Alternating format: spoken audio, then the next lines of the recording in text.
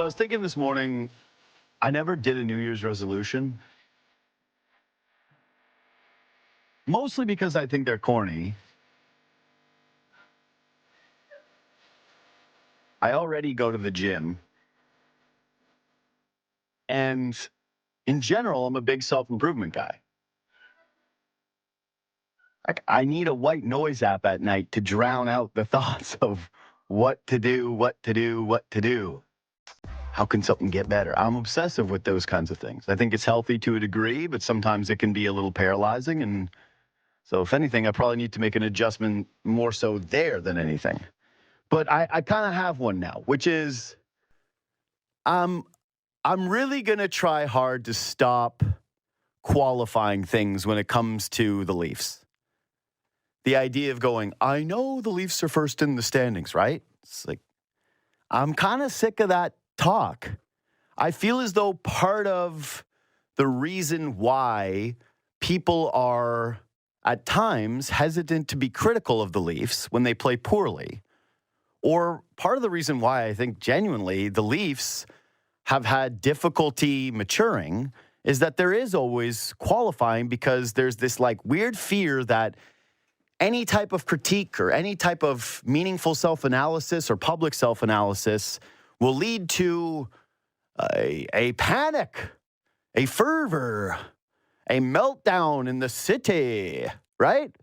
Don't you guys get that sense? It's like, even when you're, not so much when you're talking with your friends, but whenever I do this publicly, it's just always, hey, and there's a lot of good things too, but also maybe William Nylander should have more than one goal in 11 games. I know William Nylander's going to bounce back, and he's a terrific player. He's a terrific talent, and I'm not worried about the Shut up. Nobody speaks that way with their friends. They're like, this guy's been horrible lately. That's how you speak to your friends. And you, the people, especially the subscribers to the podcast. Oh, the friends. That's why I try to reply to DMs, is because I appreciate it. I appreciate the time. So we are in this together. So I'm going to try actively moving forward to stop qualifying. And if you think that every criticism is just a full-blown panic, I would suggest that you look inwardly, because it probably says more about you and your fears about this team and the belief or the idea that you have actually bought into the premise in which the Toronto Maple Leafs are being held back because their fans care too much or because the media speaks about them, as though that is not something that has happened with, say, the world champion Boston Celtics, right? Think Celtics fans? You know who else gets spoken about? Almost every other team. Hockey's just weird because there are a lot of teams that actually don't get any publicity and aren't really spoken about. It's a sport that does have the San Jose Sharks and the Anaheim Ducks and the Utah hockey clubs, where there's probably two people on the beat at any given time. And so the comparison gets to be, well, look at those guys. They get to just play hockey. And look at all the success, the recent success of the Anaheim Ducks with all the lack of media pressure that they have. God, are they thriving with it? So let's start today with some critiques. The team won't do it. The team, they're not going to do it, so somebody should. Somebody should say something, because publicly anyways, Craig Berube ain't doing it. I got a little theory on that. Some of the players ain't doing it, as we outlined with Mitch Marner and his "I thought we played well" comments, which, again, get reiterated by the coach a night later after. I don't know. I honestly don't know it anymore with this stuff. So there's a little bit of a fear of public accountability. Oh, we don't want to turn things into a story. But as I mentioned yesterday, the more you do stuff like that, the more you actually make it a story with the diehard fans, with the people that follow this team and have been invested in this core through its entirety. So here's a little bit of what I'm seeing right now. The Leafs are in first place in the Atlantic. Cool. That's nice. Is the Atlantic full of juggernauts this season that I'm unaware of? I know we get trapped in our silos, and hockey is very much a regional sport, right? It was, at one point, absolutely a real national sport in this country. It remains that for some people.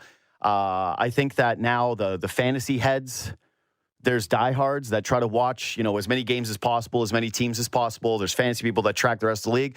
But for the most part, it is very similar to baseball, where, and I think most sports are kind of going in this direction outside of football, because football, everybody has a fantasy team and everybody gambles on all the games, and they do spread out the events in a certain way that makes it really conducive to following all of the teams. Basketball used to be a little bit more like that, but again, I think it's becoming more regional than it is national, especially with the diminishing attributes of the LeBron Jameses and the Kevin Durants and the Steph Currys as they kind of go into more of the middle area of the league, and we're trying to transition into buying into new stars.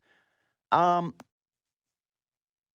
the Leafs are 8th in the NHL standings right now, and they're just a point up on 3 other teams, a couple of which actually have games in hand. The Atlantic, the story of the season has essentially been, hey, the Bruins are a massive disappointment.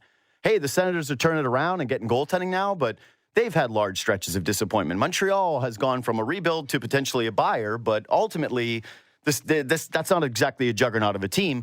The Tampa Bay Lightning have been fine, but over the years, I think we would acknowledge that they have been kind of in a slow decline, right?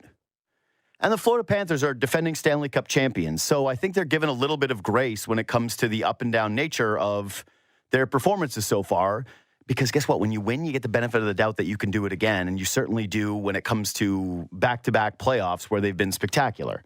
The Leafs don't get that benefit of the doubt, okay? So when the trouble areas pop up, you're reminded that this is a team that throughout the core 4 era, well, I guess the core 3 because Tavares wasn't here from the outset, they've won a playoff series.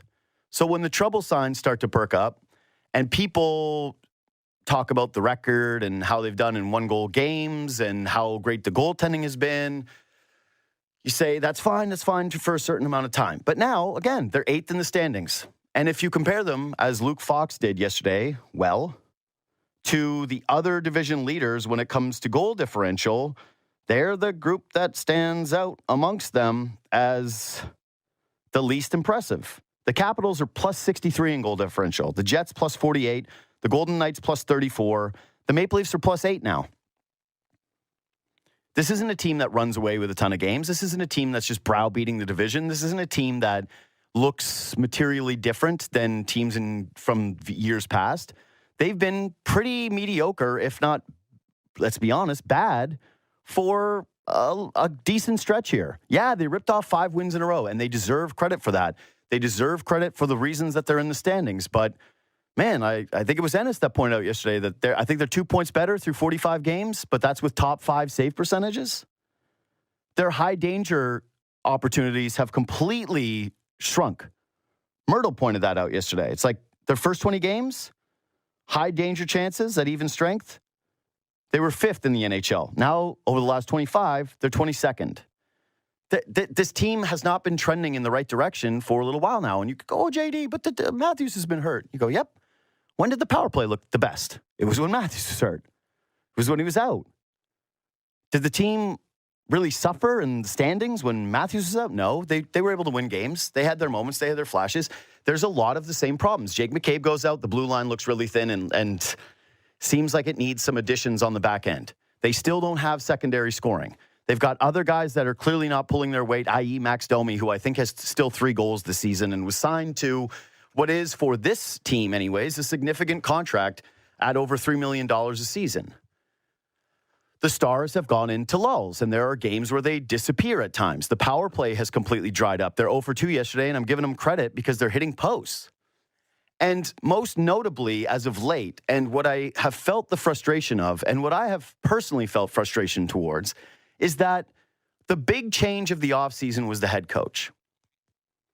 And it's probably not the most fair position to be, like, really getting upset with Craig Berube, who's trying to find his bearings with a new team. And talking to Rick Bowness gave me some level of perspective when it came to, hey, it takes time to ingratiate yourself with a hockey team. Chris Versteeg and Francois Beauchemin to Los Angeles Kings, possible deal with Toronto Maple Leafs. In an interesting twist in the NHL trade market, new rumors are emerging about Chris Versteeg and Francois Beauchemin potentially being traded to the Los Angeles Kings. Sources indicate that the Kings, who have been one of the most active teams in recent weeks, are evaluating the possibility of bolstering their defense with Beauchemin, while Versteeg, who brings strong offensive capabilities, could be a key piece in a larger trade. This move becomes even more intriguing considering the Kings' surplus of offensive pieces available for trade, exactly what the Toronto Maple Leafs are looking for to strengthen their roster. It's speculated that with Versteeg included in the deal, the Leafs could be targeting a possible addition like Wayne Simmonds, along with a mid-range draft pick. This move makes sense given Simmonds' struggles this season, as he has yet to find his top form on the ice. To add more drama to the trade talk, there are even whispers that veteran defenseman Tomas Kaberle could be included, opening the door for a potential pursuit of Brayden Schenn. If completed, this move could have a significant impact on reshaping the Leafs lines and adding more depth to the team. Stay tuned for updates to see if these trades come to fruition and how they might shape the future of Toronto and Los Angeles this season. In an interesting twist in the NHL trade market, new rumors are emerging about Kris Versteeg and Francois Beauchemin potentially being traded to the Los Angeles Kings. Sources indicate that the Kings, who have been one of the most active teams in recent weeks, are evaluating the possibility of bolstering their defense with Beauchemin, while Versteeg, who brings strong offensive capabilities, could be a key piece in a larger trade. This move becomes even more intriguing considering the Kings' surplus of offensive pieces available for trade, exactly what the Toronto Maple Leafs are looking for to strengthen their roster. It's speculated that with Versteeg included in the deal, the Leafs could be targeting a possible addition like Wayne Simmonds, along with a mid-range draft pick. This move makes sense given Simmonds' struggles this season, as he has yet to find his top form on the ice. To add more drama to the trade talk, there are even whispers that veteran defenseman Tomas Kaberle could be included, opening the door for a potential pursuit of Brayden Schenn. If completed, this move could have a significant impact on reshaping the Leafs lines and adding more depth to the team. The Kings' situation is complex, as they are in the midst of a transitional period. Their aging roster, which includes a core group that led them to several successful playoff campaigns in the past, has seen some struggles in recent seasons. While there's a clear need for defensive help, Los Angeles may also want to improve their offensive consistency in order to make a deep playoff push. The combination of Beauchemin's defensive reliability and Versteeg's offensive upside could help the Kings balance their lineup. From the Leafs' perspective, this potential deal is about retooling for the future. The team is in a position to compete, but they also need to solidify certain areas on the ice. Adding a player like Wayne Simmonds could provide the grit and scoring touch that the team has been missing. Furthermore, acquiring a mid-range draft pick could help with future team-building efforts, as Toronto looks to remain competitive while still developing young talent. The inclusion of Kaberle in the trade package could be a strategic move for both teams. The veteran defenseman, who has been with the Leafs for a long time, has seen his role diminished in recent seasons. However, his experience and offensive abilities could be a valuable asset for Los Angeles, who could use a steady presence on the blue line to help their younger players develop. The talk surrounding Brayden Schenn's potential involvement in the deal adds an intriguing layer to the negotiations. Schenn, a versatile forward, has shown flashes of brilliance but has been inconsistent at times. If the Leafs are able to land him, it could be a great opportunity for both the player and the team to find success together. Schenn's physicality, two-way game, and leadership could be exactly what the Leafs need to bolster their forward group. While the trade market can be volatile and unpredictable, these rumors suggest that both the Kings and Leafs are preparing for significant changes. For Toronto, this could mark the beginning of a new era, with a focus on adding more experience and depth. For Los Angeles, the trade could be a chance to retool and address some of the weaknesses in their lineup, while still competing for a playoff spot this season. Of course, as with any trade rumors, it's important to remember that these discussions are fluid and can evolve quickly. There are many moving parts in these types of negotiations, and both teams will likely have to weigh their options carefully before making any final decisions. It's also possible that other teams could enter the fray, further complicating the situation. In the coming days, fans of both teams will be watching closely to see if any concrete moves are made. The NHL trade deadline is fast approaching, and teams are scrambling to position themselves for a successful postseason. Whether this rumored deal materializes or not, the possibility of a major trade between the Leafs and Kings will certainly keep fans on edge as the season continues to unfold. The trade talks involving Versteeg, Beauchemin, and potentially Simmonds or Schenn highlight the delicate balance that NHL teams must strike between immediate success and long-term growth. Both the Leafs and Kings are trying to find that balance, and this rumored deal could ultimately serve as